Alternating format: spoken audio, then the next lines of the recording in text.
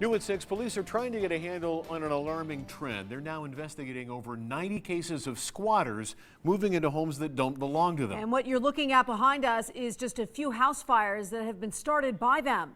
Investigators are finally going on camera to address this growing issue.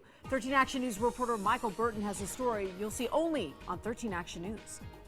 It's frustrating because, I mean, obviously the police are out there and we're doing our job, but we're constantly chasing a bad guy from one residence to another. This is Lieutenant Nick Farisi.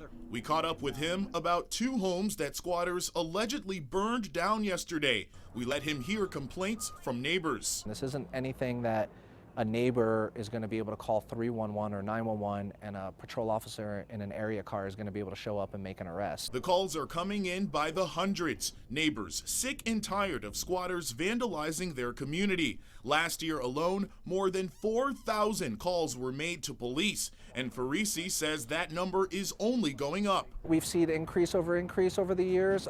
This year alone, we're seeing roughly about a 34% increase in calls for service valley-wide. But this is the first year that those complaints are turning into active investigations. Once a civil offense, Farisi led the charge to turn squatting into a crime. We were seeing that this really wasn't a civil matter. This was different than a typical landlord-tenant dispute.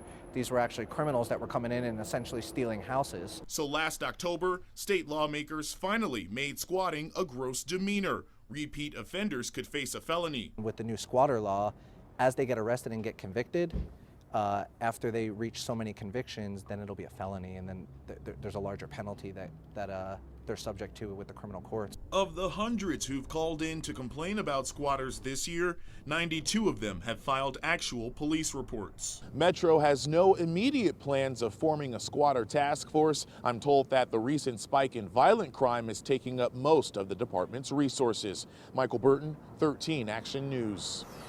Now to the other